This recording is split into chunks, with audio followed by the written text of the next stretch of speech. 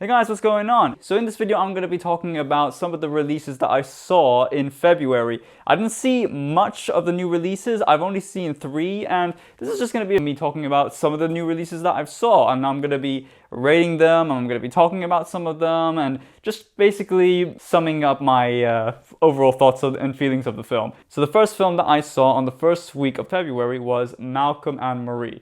This stars John David Washington, Zendaya, and is directed by Sam Levinson, also the person who created Euphoria, also starring Zendaya. So this film had a lot of buzz going on around it being made in lockdown. It was produced in lockdown by both John David Washington and Zendaya. And I also like John David Washington. He was great in Tenet and BlacKkKlansman. He looks like he's going to be a fantastic rising talent. I'm really looking forward to seeing many of his films to come. And Zendaya is already an established star, so both of these actors are really admired. The film's about this filmmaker who comes home from a premiere of the latest film that he made. And he's sort of awaiting the reviews that are about to be coming in. So he's sort of having the night of his life. He's parading around the room, thinking about how much of a big shot he is.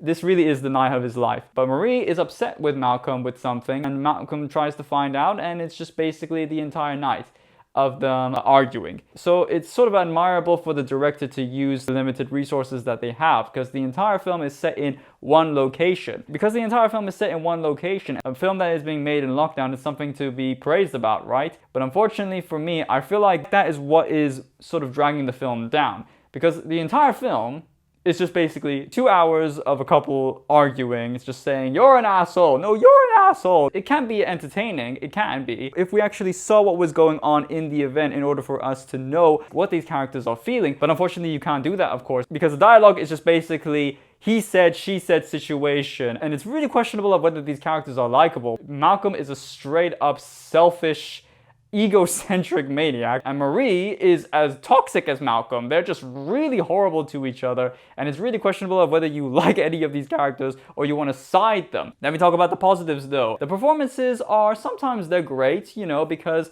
the script offers at least a moment for the characters to shine. Each of them get their own monologues, and each of them get their own side of the story. They both get equal amount of screen time. Malcolm is delivering the speech about how much he cares about Marie and how much he's been there for her, and Marie's talking about what Malcolm should have said and that how he treats her, and they're just going back and forth. At least John David Washington and Zendaya get their own chance to shine in the film.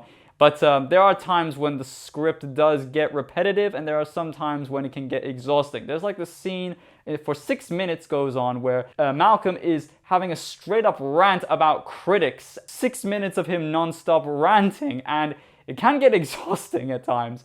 It really can. And these two characters are talking about their philosophies on the film industry and film and art in general. That it's pretty much Sam Levinson talking about his philosophies if you peel away the layers. But whether you agree with what they believe in or not, it still doesn't really make you care for these characters. The production values are really great. Beautiful black and white, monochrome. The camera work is great. Labyrinth also worked on the music as well. I like Labyrinth. Although the music can be repetitive at times, it's just one track being played over and over again, the one that they play through the stereo. So overall, this movie is like a mixed bag, and the reception is of course mixed as well. Some people love this film and they like it, they admire it, and some people just straight up hate it. They really hate it and they found it really terrible.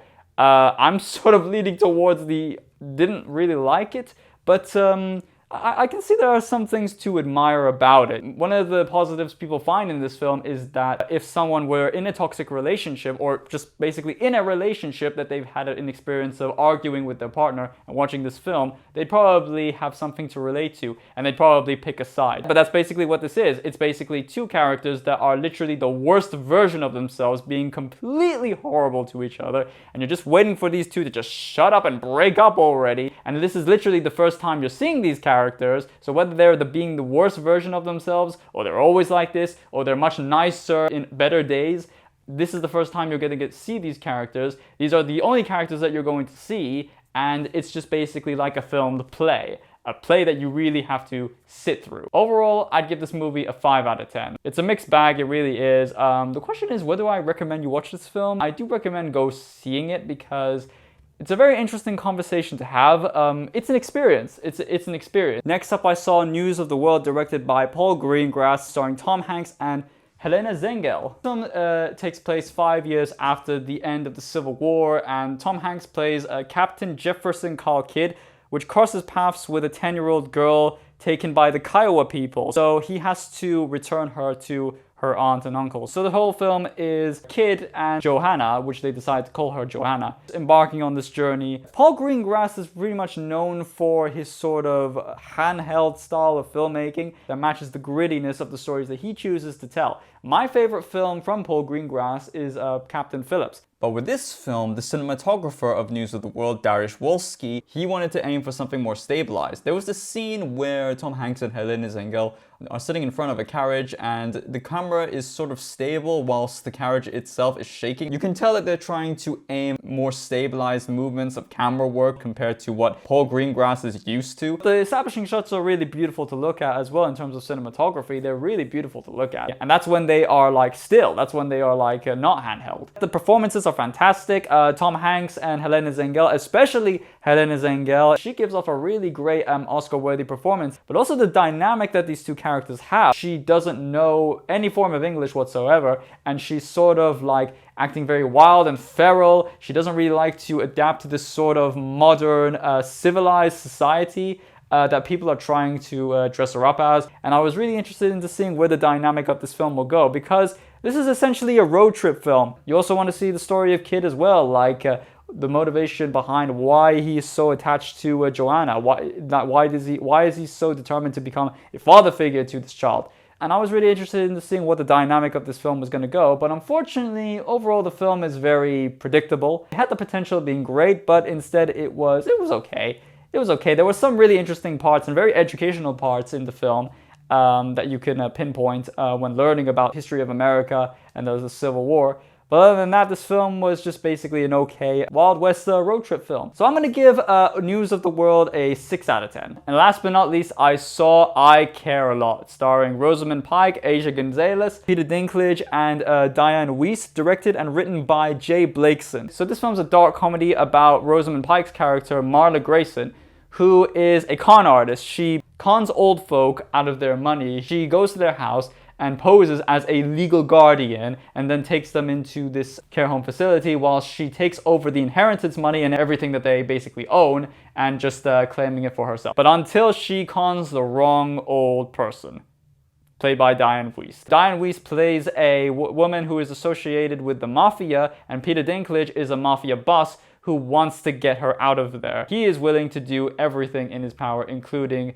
killing Marla Grayson and everyone she loves. So Rosamund Pike won a Golden Globe for her performance in I Care a Lot, and I have to say it was much deserved. She did fantastically in this film. You know those characters that are really despicable, like Howard Ratner from Uncut Gems, one of my favorite films? It's a great example of writing a despicable character and not liking this person at all when you read them out on paper, but then once you portray them on screen, you sort of root for them and you want them to succeed.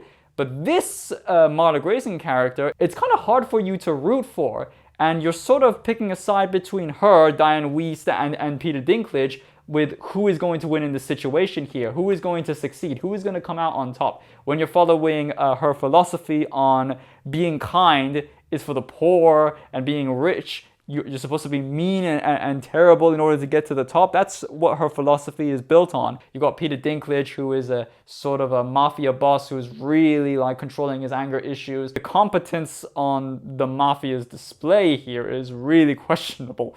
It really is. They mess up a lot. All of the cast do really great in performing their roles. This film is trying to make you feel sorry for either characters, but the story is really darkly ugly, that it sort of just makes you, instead of you siding with any character, it just makes you want to wonder, where is this story gonna go? And I wouldn't say it's one of the best dark comedies that I've seen. It's a really cool, fun ride. I'm gonna give I Care a Lot a 7 out of 10. So guys, those are the films that I've seen throughout February. Not a lot of films that I've seen. I just wanted to pick the new releases and talk about those films. Let me know if you've seen any of these films, whether you like them, whether you don't like them, whether you agree with me or whether you disagree with me. Question of the day, guys, what did you see in February 2021? So stay tuned, I've got a lot more coming for you soon. Yeah, thank you guys so much for watching.